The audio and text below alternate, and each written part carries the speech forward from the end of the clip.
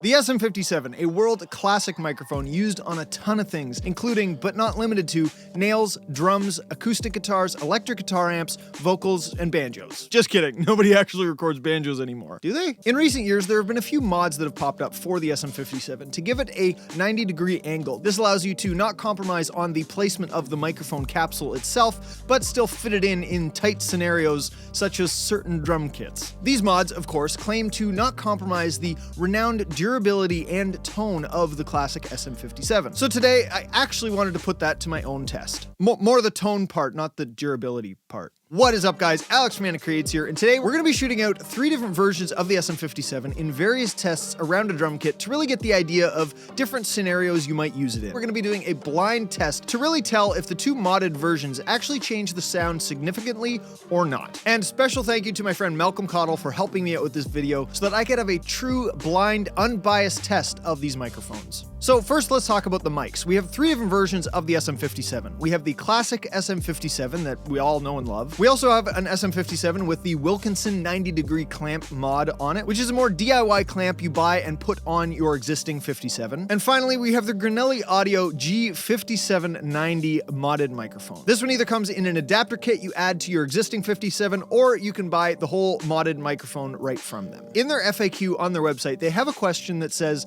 does the mod change the sound of the microphone? To which they claim, Shure told us that on-axis frequency response is a near perfect match. So of course, that's what we're checking out today. With either of the modded microphones, the biggest difference is going to be how the resonance and noise behind the microphone interact with the capsule. Due to the fact that the capsule itself is still a classic SM57 capsule, however, there's now a bit more of a hole behind the capsule in the back of the microphone than there would be in the classic straight version. So today, with the various blind tests, we're going to find out if the mods change the sound of the mic significantly and which version we actually like the sound of better. So I do encourage you to follow along and do your own tests. I have included the download link to the files I'll be using in the description below. Now, these tests are blind tests, so I don't even know which mic is which yet. They're just labeled A, B, and C, and at the end of the video, Malcolm will reveal which mic is which, so we can see if our thoughts line up with reality. Now, it is worth mentioning that with most things sound related, this is not an exact scientific test. There is slight variance in the microphone placement themselves, although we've tried to make it as close as possible, and there's also variance in the playing, so we have to keep that in mind as we listen to this, but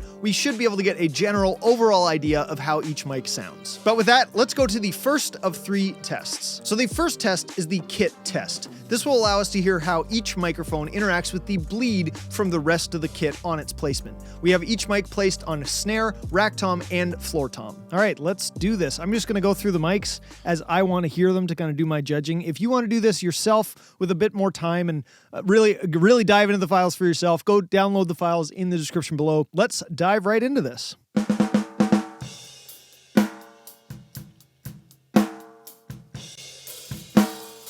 Interesting.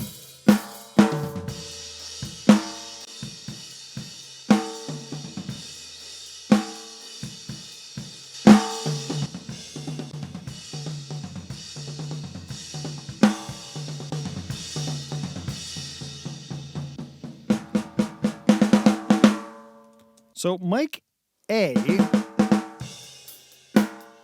feels much cleaner.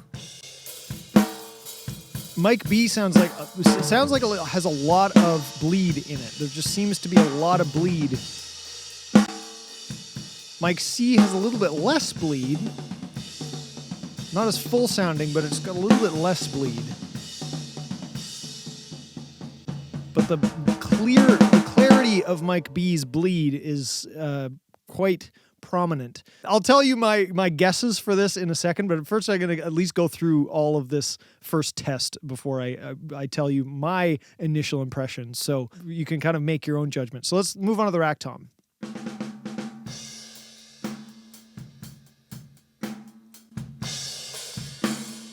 Again, mic B with a lot more bleed behind. Mic C sounds a bit tighter.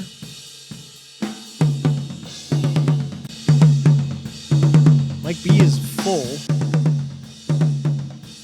Mic A, definitely less bleed. Definitely less off-axis coloration. Okay, floor tom.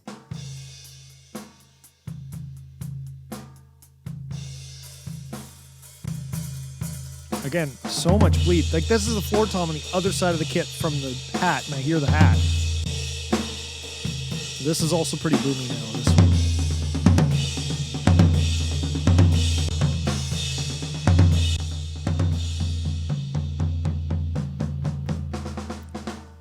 Mic A overall sounds a little bit quieter on the floor tom. That might be a preamp thing, I'm not totally sure, but it sounds tighter and cleaner, not as big and boomy as maybe the other ones, but the bleed is also a lot less apparent. Mic B, it's got this weird resonancy bottom kind of thing to it, and just seems like a lot of bleed. And mic C has a little less bleed than mic B, but definitely more than mic A. So after the first test, we're going to see how this compares as we go through the tests. But my initial reaction is that mic A is the 57. I think mic A sounds the tightest, sounds the most like a 57 that I know, and that just makes sense. There's definitely a difference in the different mics, especially when it comes to the bleed itself, which makes sense because it's behind the capsule that has been changed, not the capsule itself as much. But my initial reaction is that mic A is the tightest sounding, which makes me think it's the actual 57 that doesn't have a lot of space behind it.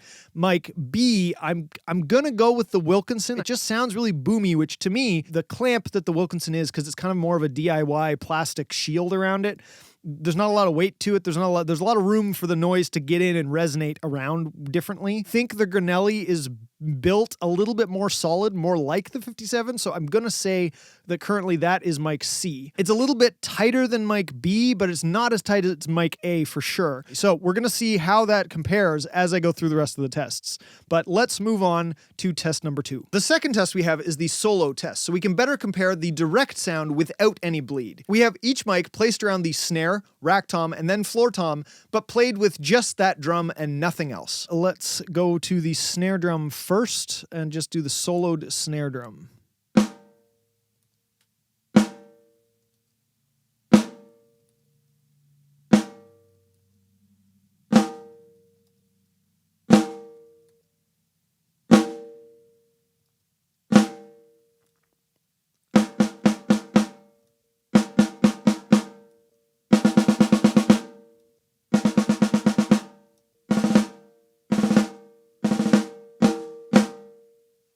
That's interesting. There's a lot less difference now. In this test, I can't tell much of a difference. I could definitely tell it with the bleed. I can't really, this is way closer. There's a slight discrepancy, but really minimal to the point that I'm not totally sure if it's the mic or not. So on the soloed snare test, that's how I feel. We're just gonna go through the rack and the floor real quick as well.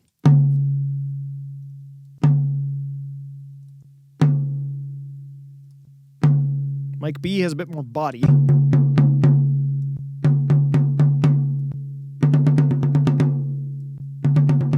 More boominess. C has a tiny bit more clarity. C sounds a bit clearer than B, but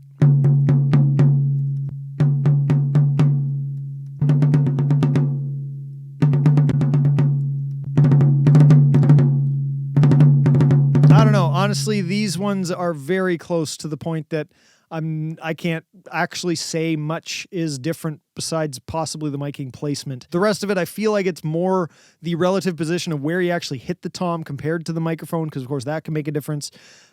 It's really, really close on the rack tom. So let's go to the floor tom.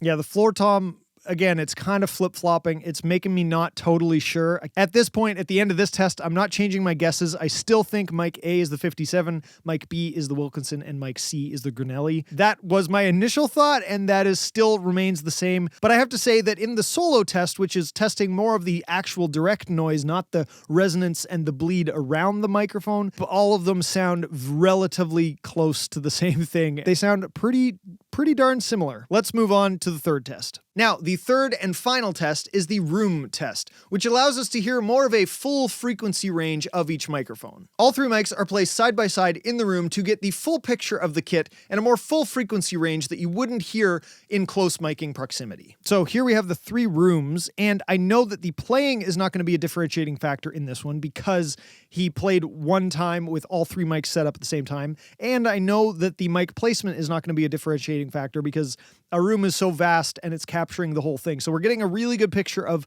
the whole tone of the microphone itself.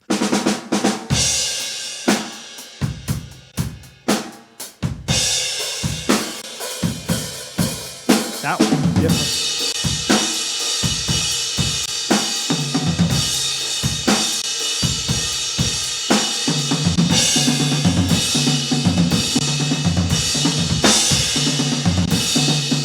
Mic B has a weird top end to it, a little smidge.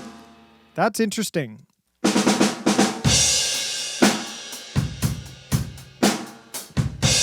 Mic A sounds the tightest.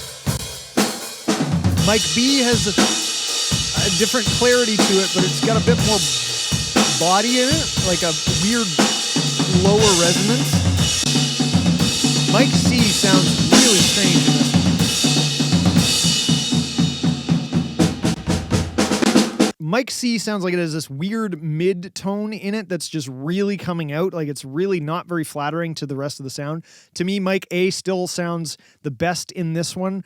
Mic B is a close second on this one, and that's making me want to switch the Granelli to Mic B and the Wilkinson to Mic C, because the resonance right now in Mic C with that low is making me feel like the Wilkinson clamp, I don't know, I feel like there's just more space in the Wilkinson clamp than there will be in the Granelli. So this test is making me feel like that space is affecting the sound a little bit more, but I'm not totally sure. So I'm going to take another listen here. Sounds tight. The snare kind of changes. This one's a lot brighter, I think. But that weird resonance of the mid. This one's got a weirder top end. The cymbals sound strange.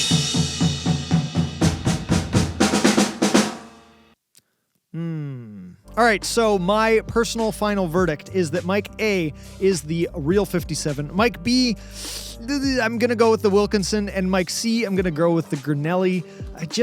As the things that I've kind of described all the way through, that's what I think. So that's my final verdict. Let me know in the comments below, or wait till after the reveal and let me know how close you got with your verdict, and just honor system. Let me know truthfully if you got it right or not. With that being said, Malcolm, please enlighten us. All right, so time for the big mic reveal. Mic A was a standard SM57. Mic B was the Granelli G5790 right angle. And Mic C was a standard SM57, but with the Wilkinson right angle clamp. All right, there you have it, folks. I got them switched around. I've never heard either of them before, and with my guess on how physics works, I got two of them wrong. But having heard a 57 a whole bunch, I definitely could tell which one was the 57 right off the bat. So let me know in the comments below what you thought, if you were right, or if you were in the same boat as I was, or a totally different boat. I'm curious to see what you thought. All right, that is it for this video, guys. Thanks so much for watching. I hope you enjoyed this test. Special thanks again to Malcolm Cottle for helping me out with these tests. Go check out his channel and all the different drum covers and content that he puts out. Give this video a thumbs up if you enjoyed it. Subscribe if you haven't already. I will see you in the next one. Until then, always be creating.